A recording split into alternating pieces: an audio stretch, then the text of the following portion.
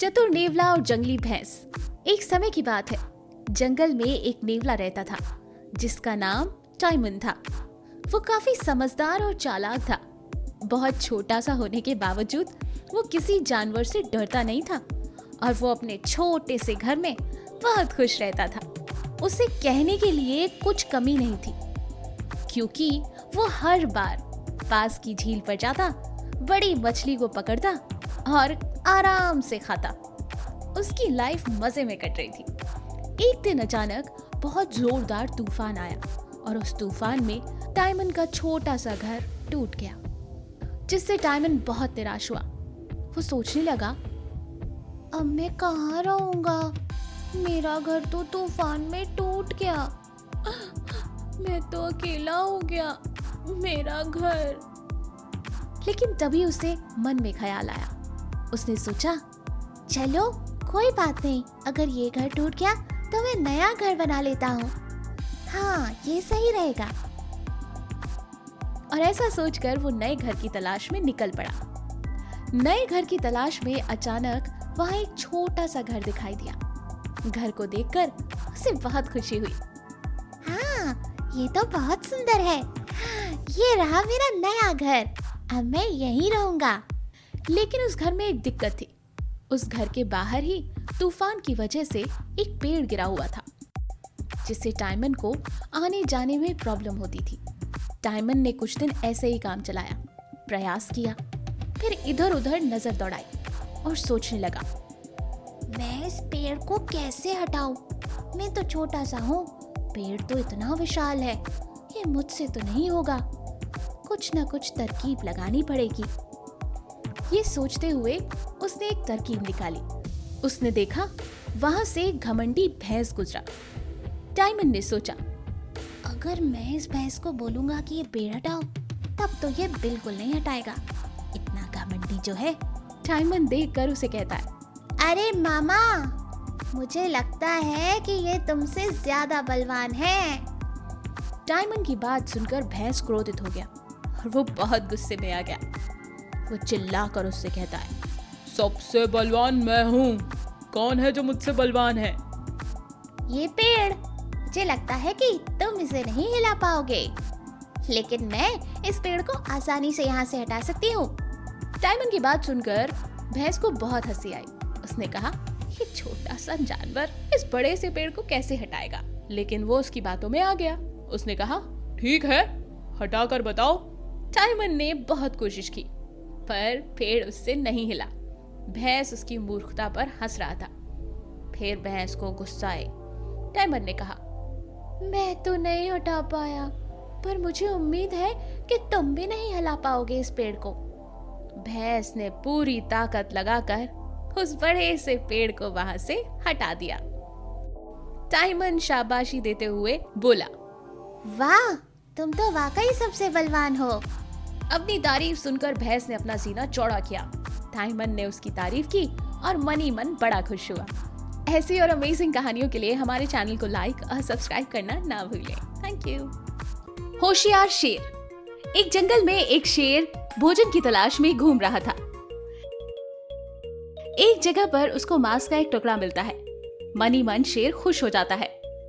आज तो ये मांस का ताजा ताजा टुकड़ा खाकर अपना पेट भरूंगा।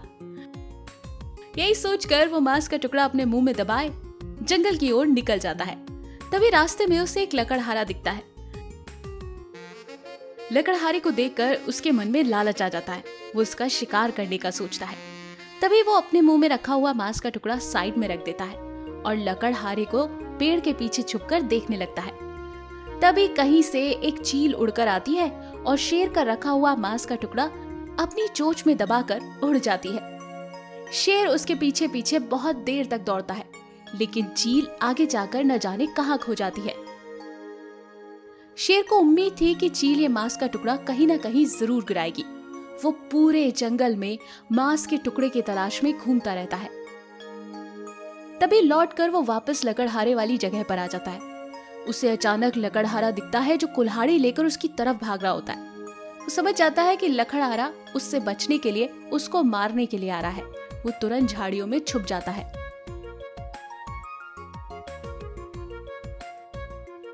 पूरा दिन खाना ढूंढते ढूंढते वो परेशान हो चुका था। आखिर मेरा मांस का टुकड़ा गया तो गया कहाँ? तभी रास्ते में उसे 2 लोमड़ियां नजर आती है। शेर को शक था कि इन लोमड़ियों को जरूर मेरा मांस का टुकड़ा मिला होगा। क्या तुमने मेरे मांस का टुकड़ा कहीं देखा? एक चील उसे अपनी चोंच पे दबाकर ले गई थी। मुझे उम्मीद है उसने यहीं कहीं उसे फेंका है। पहली लोमड़ी शेर को जवाब देती है, नहीं महाराज, मैंने नहीं देखा। दूसरी लोमड़ी भी डरते डरते शेर से कहती है, महाराज, हम तो अभी अभी इस रास्ते से आए हैं और आते ही हमें आप मिल गए। हमने सच में कुछ नहीं देखा। तुम लोग इतना डर क्यों रही हो? अगर मुझे पता चला कि तुमने मेरे मांस का टुकड़ा खाया है तो मैं तुम्हें छोड़ूंगा नहीं। जैसे ही तुम्हें वो मांस का टुकड़ा मिले फौरन मुझे बताना। ये कहकर शेर वहां से चला जाता है। वो दोनों लोमड़ियां भी आगे बढ़ जाती है। कुछ दूर चलते ही उन्हें वो मांस का टुकड़ा मिल जाता है। ताजा ताजा मांस का टुकड़ा देखकर लोमड़ी के मुंह में पानी आ जाता है। अरे वाह, ये तो बहुत ही ताजा मांस का टुकड़ा लगता है। आज इसे ही खाकर भोजन करेंगे। लेकिन दोनों लोमड़ियों के बीच में लड़ाई हो जाती है। मैंने इस मांस के टुकड़े को पहले देखा है, इसलिए इसे मैं खाऊंगी। नहीं नहीं, मैंने देखा है, मैं खाऊंगा। दोनों के बीच में लड़ाई चल रही थी। तभी पहली लोमड़ी को याद आता है, अरे कहीं ये वही मांस का टुकड़ा तो नहीं जिसे महाराज ढूंढ रहे हैं। हमें उनको वापस कर देना चाहिए। लेकिन दूसरी लोमड़ी का प्लान कुछ और था। अरे तुम महाराज से डरो मत, मैं सब देख लूंगी। ये कहकर वो पूरा मांस का टुकड़ा गप करके खा जाती है। तभी अचानक वहां पर शेर आ जाता है। दोनों लोमड़ी शेर को देखकर डर जाती है। शेर समझ जाता है कि जरूर कुछ गड़बड़ है। तुम दोनों इतना डर रही हो, कहीं तुमने मेरे मांस का टुकड़ा खा तो नहीं लिया? शेर के डर के कारण पहली लोमड़ी सच बोल देती है, महाराज, मैंने इसको मना किया था, लेकिन फिर भी ये मांस का टुकड़ा खा गई। नहीं नहीं महाराज, मैंने नहीं खाया, इसने खाया है। दोनों लोमड़ियां एक दूसरे पर इल्जाम लगा रही थी। तभी शेर ने उन दोनों को चुप कराते हुए कहा, खामोश हो जाओ। मैं ये बात का पता लगा सकता हूँ कि मेरे मांस का टुकड़ा किसने खाया है। एक एक करके मेरे पास आओ। पहली लोमड़ी शेर के पास गई। शेर ने उसको पास में आकर सूंघा। उसे मांस की कोई महक नहीं आई। तुमने मेरे मांस का टुकड़ा नहीं खाया। तभी वो दूसरी लोमड़ी को बुलाता है।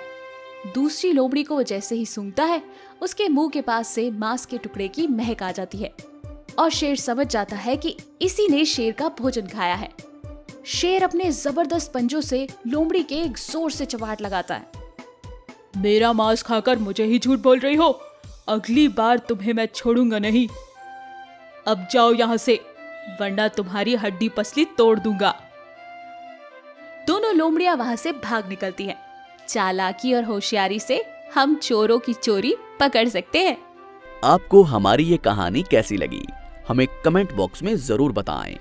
और यदि आप ऐसी ही और भी कहानियां सुनना चाहते हैं तो हमारे चैनल को सब्सक्राइब करना ना भूलें। शुक्रिया। मूर्ख गधा। एक जंगल में बहुत सारे जीव रहते थे। उनमें से एक बाघ भी था। बाघ शिकार करता था।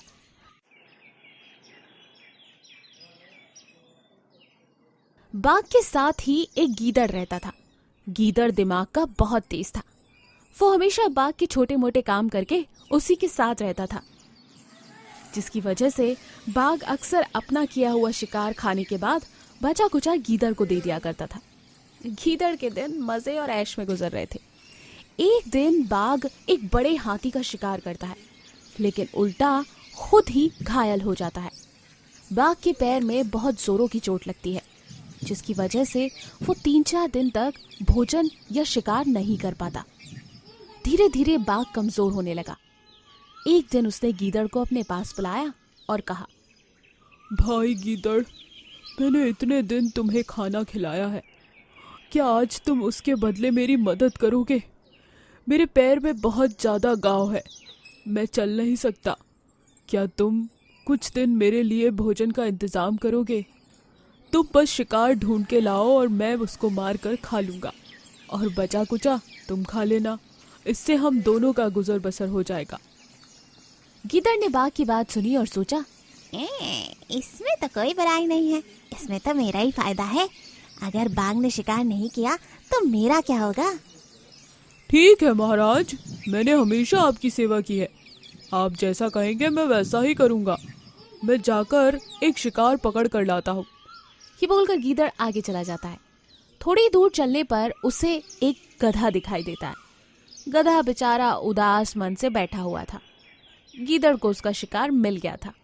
उसने एक योजना बनाई और गधे के पास बड़े ही प्यार से गया और बोला, क्या हुआ गधे चाचा, यहाँ उदास मन से क्यों बैठे हो? और तुम तो काफी कमजोर नजर आ रहे हो। क्या हुआ, तुम्हारा मालिक तुम्हें खाने को नहीं देता क्या? गीदड़ की बात सुनकर बेचारा बेवकूफ गधा उसकी बातों में आ गया। क्या बताऊं भैया, मेरा मालिक मुझसे बहुत काम कराता है, लेकिन खाने को बहुत कम देता है। मैं तो बहुत परेशान हूँ। अरे तुम्हारे जैसे होनहार गधे को परेशान होने की क्या जरूरत? तुम एक काम करो, मेरे साथ जंगल चलो। जंगल में बहुत हरी हरी घास है। तुम पेट भर के खाना और पेड़ों की छाया में पूरा दिन सोना। तुम्हारी जिंदगी के तो मजे हो जाएंगे। ये सोचकर गधा गीदड़ की बातों में आ गया और उसके साथ चल दिया। हाँ भैया चलो। गीदड़ उसको सीधा बाघ के पास लेकर आया। बाघ ने जैसे ही गधे को देखा उस पर वार किया, लेकिन बाघ का वार चूक गया और गधा वहां से भाग निकला। ये देखकर गीदड़ को बहुत गुस्सा आया। उसने बाघ से कहा, ये क्या किया आपने? इतनी मुश्किल से तो मैं शिकार लेकर आया था और आप उसे मार ही नहीं पाए। अब आप बूढ़े हो गए हैं, आपका निशाना चूकने लगा है। ये अच्छी बात नहीं है। हालांकि बाघ को ये बात सुनकर गुस्सा तो बहुत आई, लेकिन उसने गीदड़ से कुछ नहीं कहा। ऐसी बात नहीं है, वो मेरे ठीक ढंग से पकड़ में नहीं आया, वरना इस वार से वो गधा बचता नहीं। ठीक है, मैं दोबारा कोशिश करता हूँ और उस गधे को लेकर आता हूँ। ये बोलकर गीदड़ फिर गधे के पास पहुंचा। अरे भैया, क्या हुआ? तुम तो तुरंत ही भाग आए। अभी तो तुमने जंगल की हरी भरी घास चखी ही नहीं है। भाड़ में गई तुम्हारी घास और भाड़ में गए तुम तो मुझे मरवाने की योजना बनाकर आए थे। अगर बाघ का पंजा ठीक ढंग से पड़ जाता तो मेरा तो काम तमाम हो जाता। मुझे नहीं खानी तुम्हारी घास, तुम ही खाओ। अरे भैया, तुम भी, वो कोई बाघ वाघ नहीं, तुम्हारी प्रेमिका थी जिसे तुम्हें देखकर प्यार आ रहा था। वो तो बस तुम्हें गले लगाना चाहती थी। लोमड़ी की बातों में एक बार फिर से गधा आने लगा। क्या बात कर रहे हो भैया? इतनी बड़ी और खूंखार प्रेमिका, मैं तो उससे डर ही गया। अरे वो तो बस दिखने में बड़ी और खूंखार है। दरअसल उसी ने तो मुझे यहाँ भेजा था कि तुम बेचारे यहाँ परेशान हो रहे हो और उससे ये देखा नहीं जा रहा है। तभी उसने कहा कि जब तक तुम जंगल में आकर भरपेट खाना नहीं खाओगे तब तक वो भी नहीं खाएगी। वो तुमसे बहुत प्यार करती है। गधा गीदड़ की बातों में आ चुका था। वो दोबारा जंगल में जाने को तैयार हो गया। गीदड़ मनी मन बहुत खुश हो रहा था। गधा एक बार फिर से उसके जाल में फंस चुका था। गीदड़ गधे को लेकर दोबारा बाघ के पास पहुंचा। इस बार बाघ ने और गहरा वार किया और गधा वहीं मारा गया। मरते मरते गधे ने गीदड़ से कहा, तुमने आखिर मुझे धोखा दे ही दिया ना दोस्त। और गधा मर गया। गधे का भोजन खाने से पहले ने नदी किनारे जाकर हाथ मुंह धोने का सोचा, लेकिन यहाँ गीदड़ से भूख बर्दाश्त नहीं हो रही थी। इसका दिमाग और दिल कहाँ है? तुमसे थोड़ा भी सब्र नहीं हुआ? अब गीदड़ की हालत खराब हुई। उसने तुरंत बातों को घुमाया और बाघ से कहा, महाराज, क्या है ना कि अगर इसके पास दिमाग होता तो क्या ये दोबारा बेवकूफ़ी करके मेरे साथ आता? इसके पास दिमाग और दिल तो है ही नहीं।